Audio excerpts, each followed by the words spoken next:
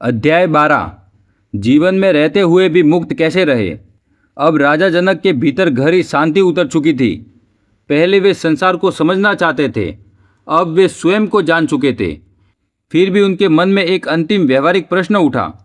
उन्होंने अष्टावक्र से पूछा, गुरुदेव, यदि आत्मज्ञान हो जाए तो क्या उसके बाद संसार में रहना कठिन नहीं हो जाता?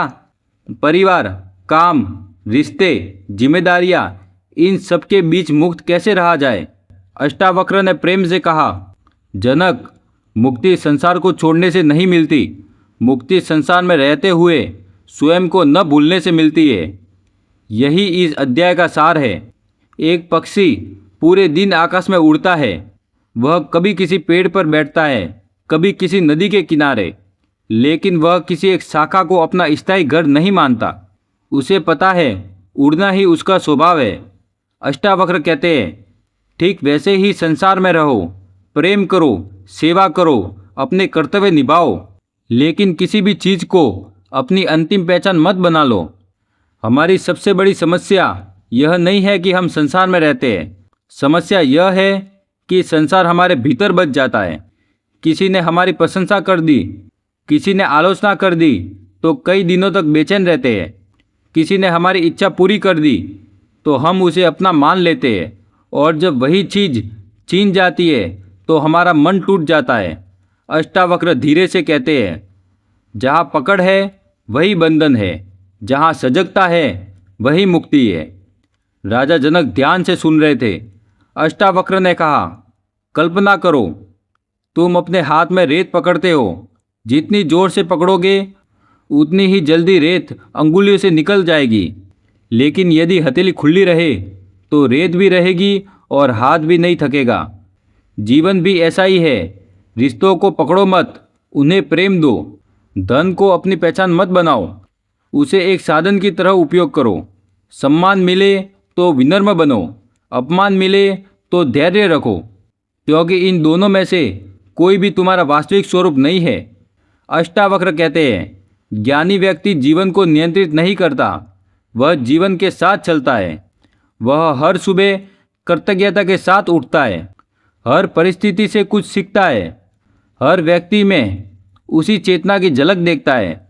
अब उसके लिए कोई शत्रु नहीं बचता, क्योंकि वह जानता है कि अज्ञान ही संघर्ष की जड़ है। राजा जनक ने पूछा, गुरुदेव, क्या ऐसा व्यक्ति कभी क्रोधित नहीं होता? अष्टावक्र मुस्कुराए, भावनाएं आती है जनक, लेकिन ज्ञानी उन्हें अपना मालिक नहीं बनने देता। क्रोध आता है और चला जाता है, दुख आता है और चला जाता है, लेकिन भीतर बैठा साक्षी शांत रहता है। यही अंतर है। ज्ञानी भावनाओं को दबाता नहीं, उनमें डूबता भी नहीं। वह उन्हें समझता है और गुजर जाने देता है। धीरे धीरे उसका पूरा जीवन ध्यान बन जाता है। उसे अलग से शांति खोजनी नहीं पड़ती, क्योंकि उसका हर कदम जागरूकता से भरा होता है। अंत में अष्टावक्र ने राजा जनक से कहा, जनक, याद रखो, मुक्ति किसी गुफा में नहीं मिलती। मुक्ति वही मिलती है जहाँ तुम अभी हो। यदि तुम स्वयं को हर क्षण याद रख सको तो बाजार भी आश्रम बन जाएगा, और यदि स्वयं को भूल जाओ तो आश्रम भी बाजार बन जाएगा। राजा जनक की आंखें बंद हो गई। उनके भीतर अब कोई संघर्ष नहीं था। उन्हें समझ आ गया था, जीवन बदलने की आवश्यकता नहीं है, केवल जीने वाले की चेतना बदलनी है। और जब चेतना बदल जाती है तो वही संसार जो कभी बंधन लगता था और ईश्वर की एक सुंदर लीला दिखाई देने लगती है। 12वां अध्याय सिखाता है कि वास्तविक मुक्ति संसार को छोड़ने में नहीं, बल्कि संसार में रहते हुए भी भीतर से स्वतंत्र रहने में है। प्रेम करो, कर्तव्य निभाओ, सफलता और असफलता दोनों को स्वीकार करो, लेकिन अपनी पहचान किसी भी बाहरी चीज़ से मत जोड़ो। जब साक्षी भाव हर क्षण जागृत रहता है, तब जीवन का हर अनुभव साधना बन जाता है और मनुष्य सहज, शांत और मुक्त होकर जीता है।